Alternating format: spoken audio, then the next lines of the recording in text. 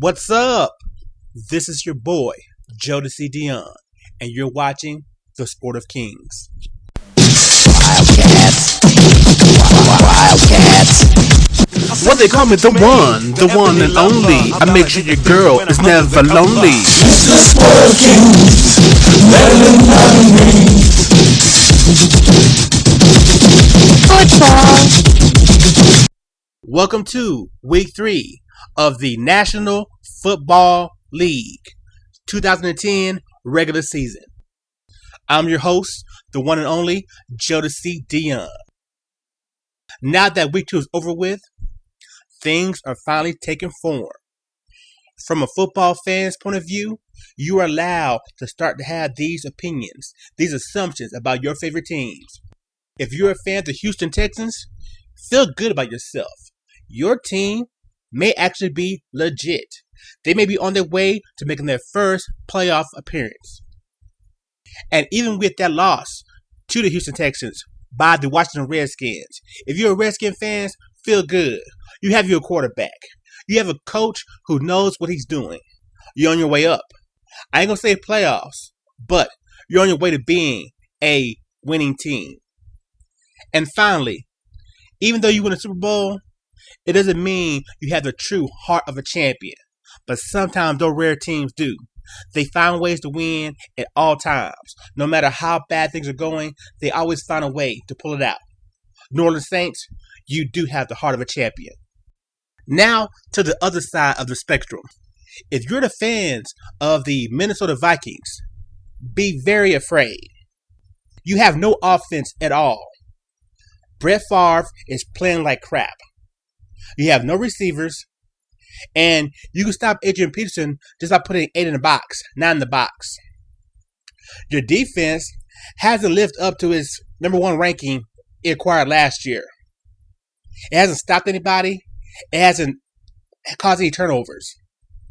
Then you're 2 games behind the Green Bay Packers, who look excellent, and the Chicago Bears, a surprise of the NFC North. If you're a fan of the Dallas Cowboys, America's team, you definitely have to be upset. You have to be afraid. Because pretty much, the Cowboys have guaranteed themselves not to make the playoffs.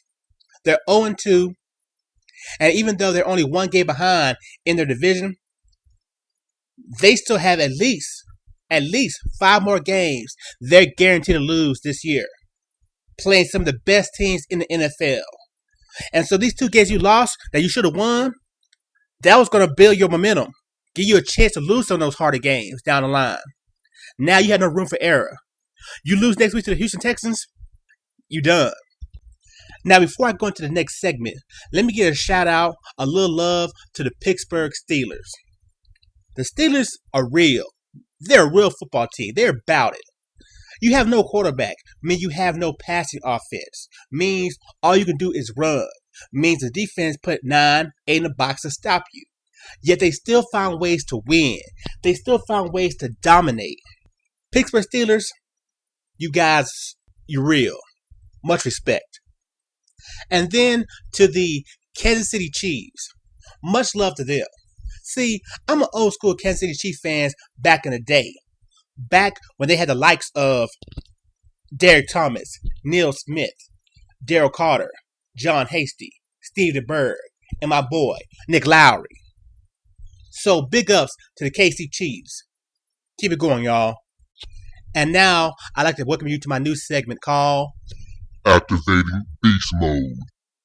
If these players played for your favorite teams or are on your fantasy football team, you probably won. The Houston Texans defeated in overtime the Washington Redskins due to the ability of their quarterback, Matt Schaub, who threw for 497 yards and 3 touchdowns with 1 interception. The Philadelphia Eagles defeated the Detroit Lions thanks to the running of LaShawn McCoy, who rushed for 120 yards but had 3 touchdowns. And finally, from the before mentioned Texans versus Redskins game, Andre Johnson caught 12 passes for 158 yards and 1 touchdown. The 1 touchdown he caught put the game to overtime. Andre Johnson, LaShawn McCoy, and Matt Schaub Activated beast mode. for week 2. It's fantasy football time. Let's take a look at some of the top free agents available in most fantasy football leagues, depending on how big your league is. My league is a 12-team league. Depending on your league, quarterbacks like Josh Freeman, Alex Smith, Mark Sanchez, Jason Campbell, Vince Young, and Matt Moore may be available. Out of all of them, if I had to pick up somebody for an open date, it'll probably be Alex Smith or Mark Sanchez. Josh Freeman is good, but he's playing Pittsburgh this week, so you don't want to do that. He's going to get murdered. Jason Campbell, he's on the Raiders, and even though they're playing the Cardinals, him being benched last week doesn't sit with me well, so you don't know. And the same for Vince Young. Yeah, they played Pittsburgh last week, and so that's understandable him being pulled, but at the same time, he was pulled, even though he should be, without a doubt, the starter of the Tennessee Titans. So, kind of iffy on that too. Your quarterbacks in your fantasy football leagues are going to give you the most points behind defense. So you got to make sure you have someone in there who can produce. Pick up Alex Smith or Mark Sanchez. On the running back and receiver side of things in free agency, Mike Tolbert, San Diego, will probably be the best bet to get if you can. Since Ryan Matthew hurt himself, sprained his ankle, he should be a real good pickup that everybody try to go after, since he did real well subbing for him this week. And finally, Nate Washington, Tennessee Titans receiver. If Kerry Collins does come back in, Kerry sits in the pocket and he throws the ball, so Nate Washington's stats will go up. He should be a real good pickup to have if you can get him. I won in both of my fantasy football leagues this week. My team, the MFS motherfucking squad, is now 2-0. And my other team, I'm calling Paper Champions, is now 1-1. I'm going to try to pick up a replacement for Reggie Bush, who broke his leg and is out for 6 weeks. But as of right now, my starters are looking like this. Brady versus the Bills, Ricky Williams versus the Jets, Fred Taylor versus the Bills, Ocho Cinco, Carolina, Randy Moss, Bills, Austin Collie, Denver, Dallas Clark, Denver, Mason Crosby, Chicago, Minnesota Vikings, Detroit, and my overtime player, Matt Hasselbeck. If I can get a good pickup, I'll put someone in for Ricky Williams because I don't like his matchup versus the Jets. And then my other team, the Paper Champions, I'm going with Drew Brees versus Atlanta, Fred Taylor, Buffalo, Thomas Jones, San Fran, Reggie Wayne, Denver, Randy Moss, Buffalo, Donald Driver, Chicago, Antonio Gates, Seattle, Jeff Reed, Tampa Bay, Minnesota versus Detroit, Steve Smith as my flex player, playing Tennessee, and Hasselbeck once again as my overtime player. It's now time for the one and only predictions of Week 3 from your boy, Jodecideion. Posting a 2-2 record from last week and overall going 5-4. It's time for me to step my game up. So here are my predictions for the 5 best games of Week 3. Game 1, a matchup I'm calling the Battle for Texas. The Dallas Cowboys travel to Houston to play the Texans. This is a 12 noon, 1 o'clock Eastern game. Yeah, the Cowboys season is done. They lose big to the Texans in Houston. Andre Johnson, Jacoby Jones, they eat the Cowboys secondary alive. Without a doubt, the Texans win this game big. Game 2, a matchup of 2 undefeateds. Pittsburgh Steelers versus the Tampa Bay Buccaneers. You know, Tampa Bay has really impressed me. They're a young team playing good football. But that Pittsburgh defense is too strong. And whatever little offense they can muster up is going to get broken down. Steelers win. Game 3, a game I'm calling the Redemption Bowl. The Tennessee Titans versus the New York Giants. Both teams were embarrassed last week. And both are going to play a better game and show that they have a chance to be a contender.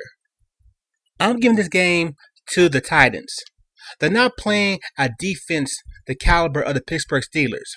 And so I definitely see Chris Johnson just running wild against the Giants defense, which definitely gave up major yards to Joseph Adai. So yeah, Titans win this game. Game 4 has a matchup between two AFC East contenders, the New York Jets and the Miami Dolphins.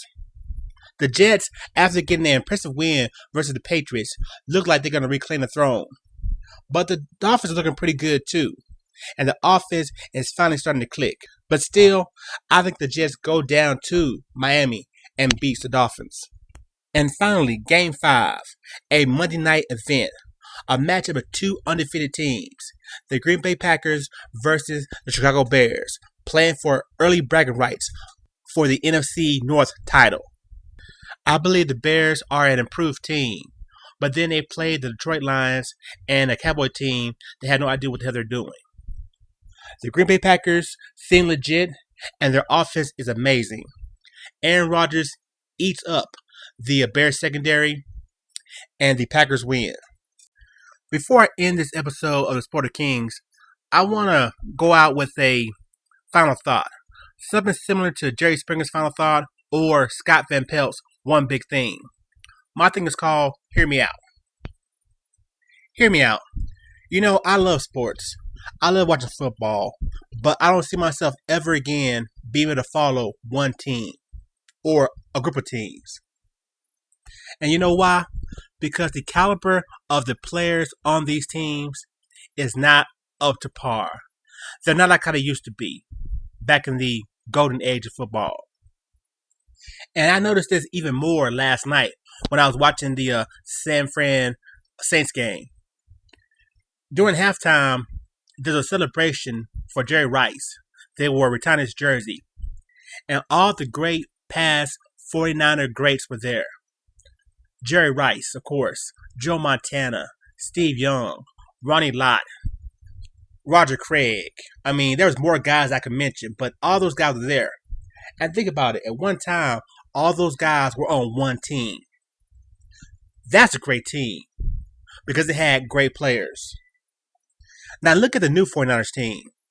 Alex Smith, Frank Gore, Michael Crabtree, Vernon Davis. Do you see any of those guys becoming Hall of Famers? So yeah, when I look at these new teams, man, I feel like I'm getting watered down stars. The few teams that actually have great stars, even they only have a few. Maybe two tops. And so teams are not like they used to be. And this has nothing to do with free agency. It has to do with the quality of guys coming out of college. Guys are not as great as they used to be. For every Adrian Peterson you get all these other guys that I can't even mention. So for now, if you're a fan of a certain team, it's because they're successful. Or maybe you like the colors of the team. Something like that. But it would never really be you like the team because they win and because they have great players. Because nowadays, those things are really hard to find. This is the one. Hope you enjoyed this episode. I'll see you next week. Peace.